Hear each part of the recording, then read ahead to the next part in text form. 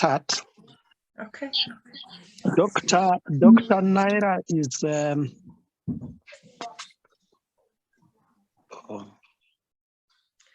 I'm an amateur philosophy interest, yeah.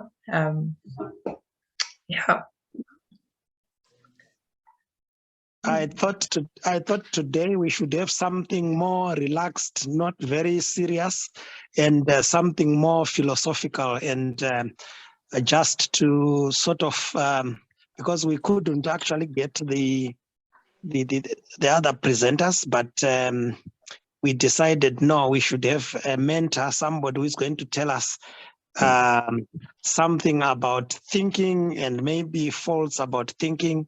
And I think Dr. Naira, over to you. Okay, thank you. Yeah, it's not going to be rocket science, guys, right? We're obviously doctors, so this is not our forte, but it's still something that's quite important just for us to be aware about in order for us to sort of, take charge of our lives. Okay, how do I make myself disappear? Can you guys still see my screen? We can see your screen, but we're happy to see your face because we record this for our webinar. Oh, okay, fine. For our website, if you don't mind. Oh, okay. No, then that's 100%. Okay, so let's talk about fallacies and biases. This is a shortish talk about general faults in thinking. All right, so let's start off with fallacies. Okay, so what are fallacies, right? In philosophy, the goal of an argument is to find the truth, not to win or persuade anybody, right? And we do this using sound logic. Now, fallacies tend to exploit common psychological aspects of our minds and persuade with means other than logic, which means that there's a resultant flaw in the reasoning. Now, fallacies can either be illegitimate arguments or irrelevant points. And usually you can identify them by the lack of evidence to support the claim. And really, once you know them, you'll see them everywhere. Okay, so let's talk about a couple of types of logical fallacies. There's a lot more. I'm just going to cover a couple of them briefly. Okay, so let's start with the straw man, right? So it's misrepresenting, often by oversimplifying someone's argument in order to make it easier to attack. By exaggerating, misrepresenting, or just completely fabricating someone's argument, it's much easier to present your own position as being reasonable. But this kind of dishonesty serves to undermine honest, rational debate. An example is that after Will said that we should put more money into health and education, Warren responded by saying that he was surprised that Will hates our country so much that he wants to leave it defenseless by cutting military spending, right? It's a complete non sequitur, doesn't actually deal with what Will is saying. All right, then there's the false cause, presuming that a real perceived relationship between things means that one is the cause of another. So a lot of people confuse correlation for causation, right? So the fact that things happen together in a sequence doesn't mean that the one actually causes the other, right? And sometimes correlation is coincidental, or there may be a common cause, right? So pointing to a fancy chart, Roger shows how temperatures have been rising over the last few centuries, whilst at the same time, the number of pirates is decreasing. Thus, pirates cool the earth and climate change is a hoax. Clearly, right? There's no logical sense here. Okay, so a subcategory of the false case is the Texas sharpshooter, which is cherry picking. Cherry picking is where you take specific data clusters and you pick them specifically in order to suit your argument, or you find a pattern in order to fit your previous presumption.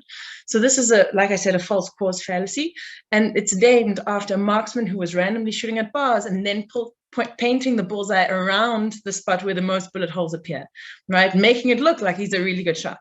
But and although clusters do naturally appear by chance, that doesn't mean that there's a causal relationship, right? So the example is that there's Sugarette candy drink, and they point to research showing that of the 5 countries where Sugarette drinks sell the most units, 3 of them are in the top 10 healthiest countries on earth.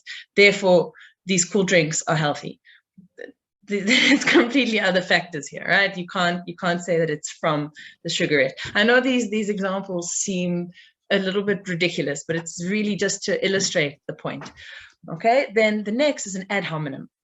It's where you attack your opponent's character or personal traits in an attempt to undermine their argument.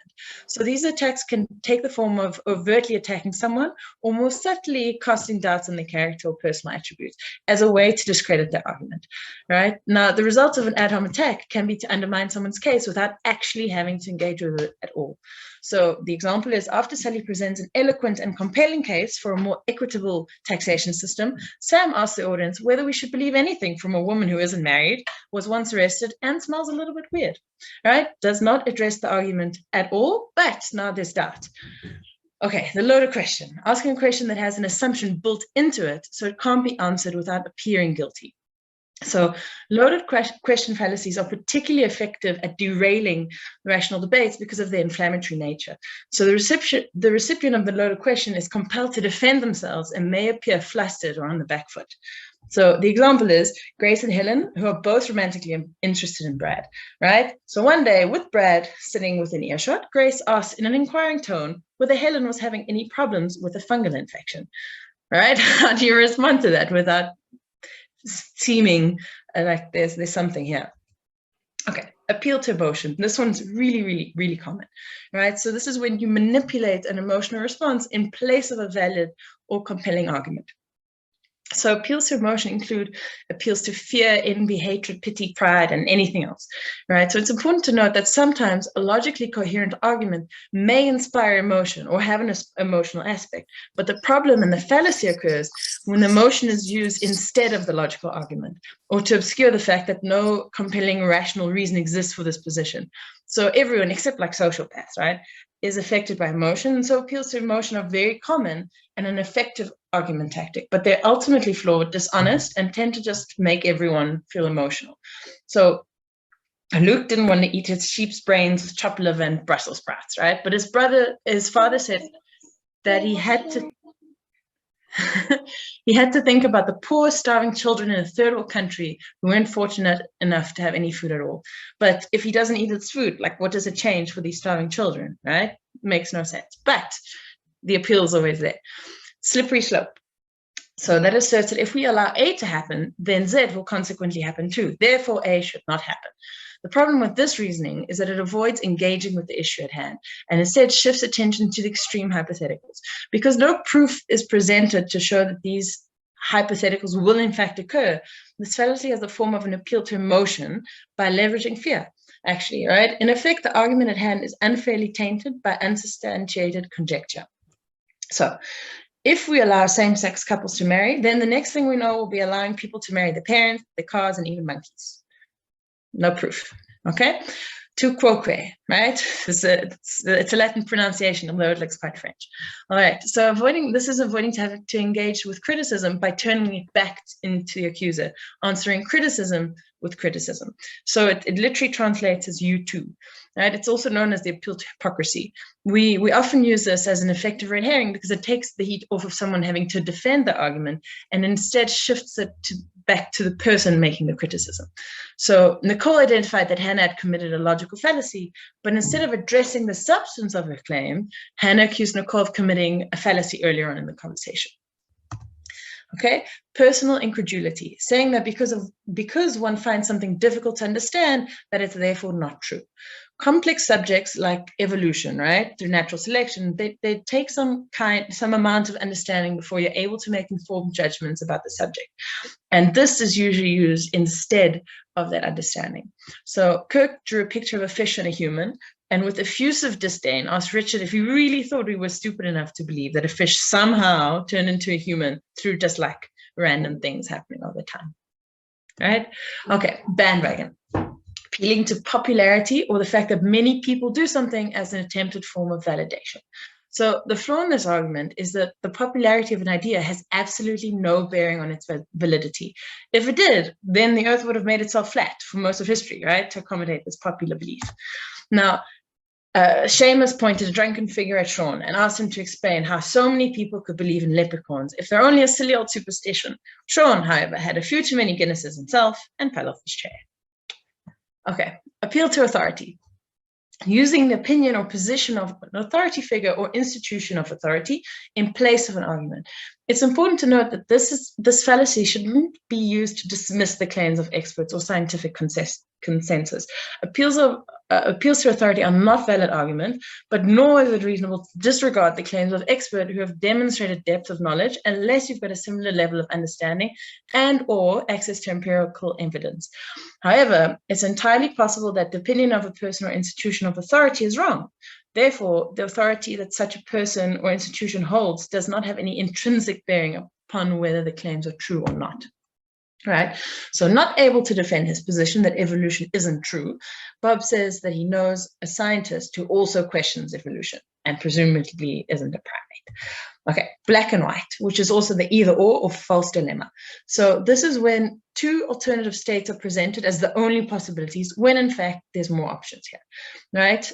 This insidious tactic, it's the appearance of forming a logical argument, but when you take a little closer look, it's obvious that there's other choices than this binary, right? It doesn't allow for the many different variables, conditions, and contexts in which there would be more than two possibilities put forth. And it frames the whole argument misleadingly and obscures rational, honest debate. Whilst rallying support for his plan to fundamentally undermine citizens' rights, the Supreme Leader told the people that they were either on his side or on the side of the enemy. Appeal to nature, making the argument that because something is natural, it's therefore valid, justified, inevitable, good, or ideal. So lots of natural things are also considered good, right? We see this all the time with them, GMO-free and all that kind of thing. And this biases our thinking. But naturalness in itself doesn't make something good or bad. For instance, murder can be seen as natural, right? Rape as well. It doesn't mean it's good or justifiable. So the medicine man rolled into town on his bandwagon, offering various natural remedies, such as very special plain water. Right? He said that it was only natural that people should be wary of artificial medicines, such as antibiotics. Okay, begging the question, or circular reasoning. This is where a circular argument in which the conclusion is included in the premise. So this is a logically incoherent argument and often arises when people have assumptions that are very ingrained and is therefore taken as a given. So circular reasoning is bad mostly because it's not very good. Right? It's this complete circle. So the word of Zorba the Great is flawless and perfect. We know this because it says so in the great and infallible book of Zorba's best and most truest things that are definitely true and should never be questioned. Composition or division. Assuming that what's true about one part of something has to be applied to all or other parts of it. So often when something is true for the part, it does apply for the whole or vice versa. The crucial difference is whether if there's good evidence to show that this is the case though. Just because we observe inconsistencies in things, a thinking can become biased so that we presume consistency when there isn't any. All right, Daniel was a precocious child and had a liking for logic. He reasoned that atoms are invisible and that he was made of atoms and therefore he was invisible too. Unfortunately, despite all his thinky skills, he lost the game of hide and seek. Anecdotal, using personal experience or an isolated example instead of a valid argument, especially to dismiss statistics. So it's often a lot easier for people to believe that someone's testimony as opposed to understanding complex data and variation across the continuum, right? Quantitative scientific measures are almost always more accurate than personal perceptions and experiences, but our inclination is to believe that which is tangible to us and or the word of someone we trust over an abstract statistical reality. So Jason said that it was all cool and everything, but his grandfather smoked like 30 cigarettes a day and lived until 97. So don't believe everything you read about meta-analyses of sound studies showing proven causal relationships. Okay, no true Scotsman, making what could be an appeal to purity as a way to dismiss relevant criticisms or flaws of an argument. Now, this form of faulty reasoning, one's belief is rendered unfalsifiable because no matter how compelling the evidence is, you just move the goalpost. Right? So it wouldn't apply to a true example. So this is just a way of avoiding valid criticisms of the argument. So Angus declares that Scotsmen do not put sugar on their porridge, to which Lachlan points out that he is a Scotsman and he puts sugar on his porridge. Furious, like a true Scot, Angus yells that no true Scotsman would sugar his porridge. Okay, middle ground, saying that a compromise or middle point between two extremes is the truth. So a lot of the time, the truth does lie between two extreme points, but this can bias our thinking. Sometimes a thing is simply untrue, and a compromise of it is also untrue. Halfway between a lie and a truth is still a lie, right? So Hartley said that vaccinations cause autism in children, but a scientifically well-read friend Caleb said that this claim had been debunked and proven false. Their friend Alice offered a compromise that vaccination causes some autism. It's not great. Okay, so I don't know if you guys are like available or willing to participate a little bit, but here's a couple examples just to sort of, I know that I've sort of pushed through and we're going very fast, but if you've paid a little bit of attention, maybe we can do these. Okay, so if we ban hammers because they're bad for the environment, eventually the government will ban all cars, so we should not ban hammers, right? Is anybody willing to volunteer what kind of fallacy this could be? Okay, fine. A slippery slope, obviously, right? If A happens, if we do A, then Z will happen. Therefore, A mustn't be allowed to happen, right? I drank bottled water and now I'm sick, so the water must have made me sick. This is a false cause, right? It's not obvious that the bottled water is the reason that you're sick. Filthy and polluting coal should be banned. So that's begging the claim. It's a circular reason, because filthy and polluting, it's already there. Right? Should I give is somebody volunteering here for number 4? No? Yes? No. Okay. Either we, yeah? Sorry? Okay. So either we can stop using cars. Okay, I'll continue, no worries. So either we can stop using cars or we can destroy the earth, right? So this is a black and white. Can I speak? Yes, of course, please.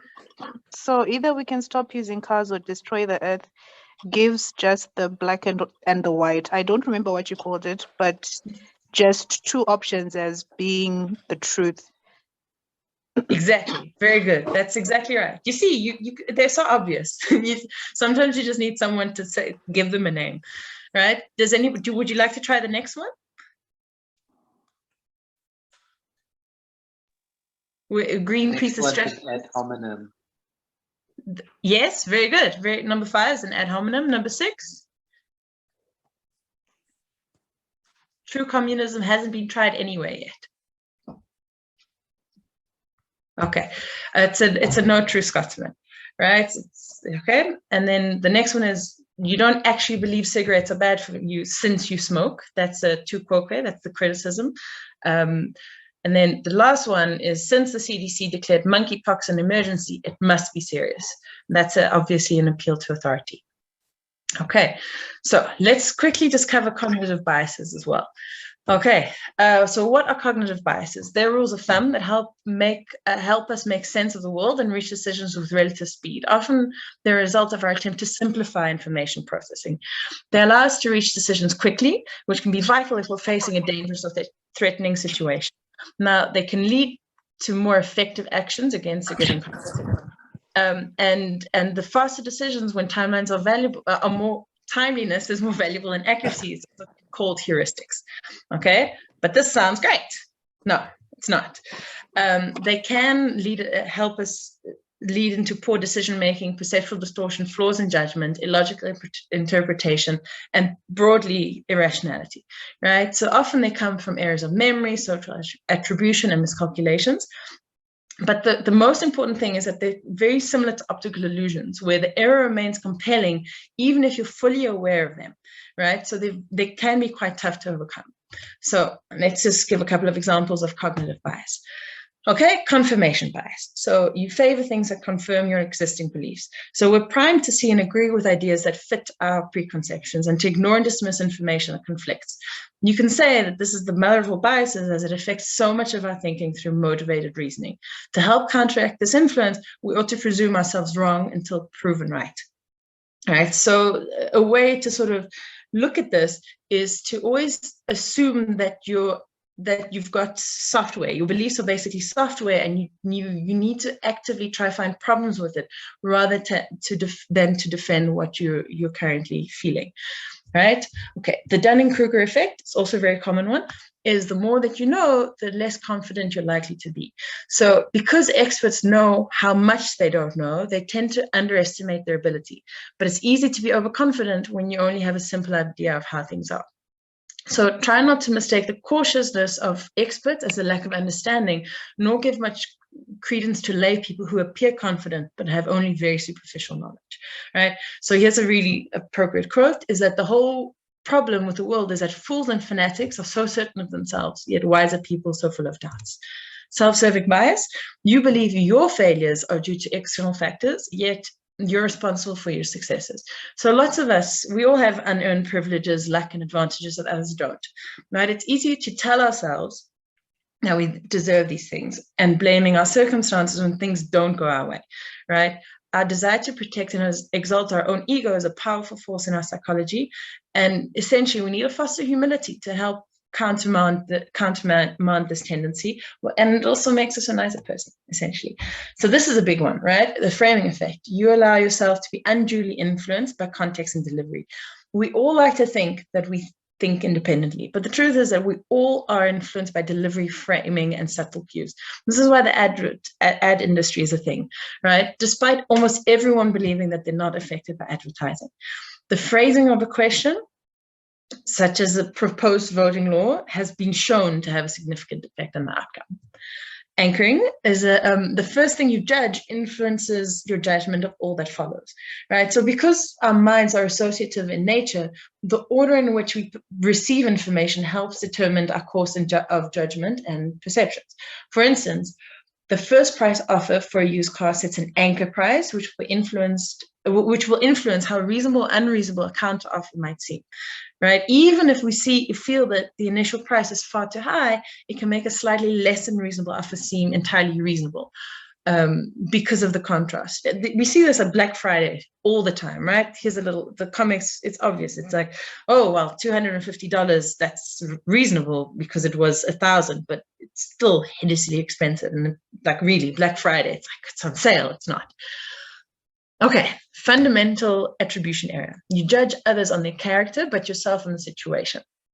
All right, so you know when you haven't had a good night's sleep, you know you're being a bit slow, right? But when you see somebody else being slow, you don't have that knowledge, so you might presume them to be a slow person, right? Because of this disparity in knowledge, we often overemphasize the influence of our circumstances on our own failings, as well as underestimating circumstantial factors to explain other people's problems, right? So it's not only kind to view other people's situations with charity, but it's objective too, right? The halo effect, how much you like someone or how attractive they are influences your other judgments of it. So like I said, our judgments are associative and they're also automatic. So if we want to be objective, we need to consciously control for irrelevant influences. It's especially important in professional setting, right? So if you notice that you're at some kind of talk and you're giving consistently high or low marks, right? Consider that maybe there's a halo effect playing on you here. Optimism and pessimism bias. So it's overestimating the likelihood of positive outcomes or negative outcomes. And there is a benefit to a positive attitude, right? But wishful thinking can be a tragic irony, and so far as it can create more negative outcomes, such as the problem with gambling, right? And pessimism is often a defense mechanism against disappointment. Look, the pessimists often justify the attitude by saying that either they'll be vindicated or pleasantly surprised, but it can also basically limit potential positive outcomes, right? Pessimism is also not skepticism, right? Skepticism is still more rational, that seeks to remain impartial, while pessimism is just an expectation of bad outcomes. Just world hypothesis, and this is one I really suffer from, is that your preference for justice makes you presume it exists. A world in which people don't always get what they deserve, hard work doesn't always pay off, and injustice happens is really uncomfortable, and it threatens our preferred narrative. However, it's also the reality, right? And this is often manifest in ideas such as like what goes around comes around, or karmic balance, and can also basically lead to blaming victims of crime and circumstance. In-group bias, you unfairly favor those who belong to your group, right? We presume that we're fair and impartial, but the truth is that we automatically favor those who are most like us or belong to our groups. This has evolved to strengthen social cohesion. However, in a modern and multicultural world, it can have the opposite effect. Okay, spotlight effect. You overestimate how much people notice how you look and act. So most people are a lot more concerned about themselves than they're about you, right? Absent overt prejudices, obviously, people generally want to like and get along with you, as it gives them validation too. It's healthy to remember that although we're the main character in the story of our own lives, everybody is center stage in theirs too. Okay, so reducing cognitive bias. So the biggest thing is to just be aware of the fact that cognitive biases and fallacies exist, right? And there have been a couple of studies that you can have specific training to understand the biases and how they influence your decisions. And it's not very difficult training. You can complete it in a couple of minutes. And essentially, it can reduce cognitive bias by like 29%, which is significant, right? And then there's also just being aware of yourself, right? And asking yourself questions such as, are there other factors such as overconfidence or self-interest at play? And you just need to give yourself a little bit of thought, right? And then challenge your biases and think actively about things that you may have missed. Are you giving too much weight to certain factors? Are you ignoring relevant information because it doesn't support your view? These are all important factors, right? Then the other thing is Bayesian reasoning. So Bayes' theorem, I think it was covered at medical school. I don't know how many people have recently interacted with this. It looks complicated, but it's not so bad. So Bayes' theorem is that if cause A might be the reason for symptom X, then we have to take into account the probability that A caused X, right? And that the probability that anything else caused X. So here's your equation. So it's the posterior, which is the probability of A being true, given that B is true. And then is the likelihood, which is the probability of B being true, given that A is true. The prior, which is the probability that A is true at all in the population, and the probability divided over the probability of B being true.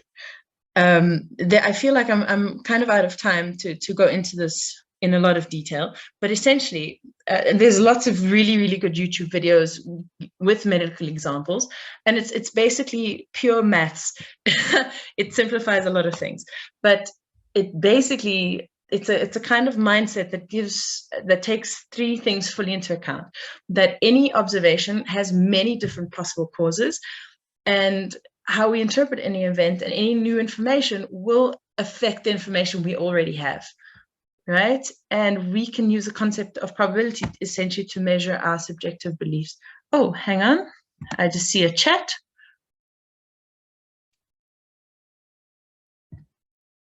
I do identify with Dunning-Kruger effect, but where you speak about the interesting spotlight effect, what explains the situation when you underestimate how much people notice how you look and act? Underestimate?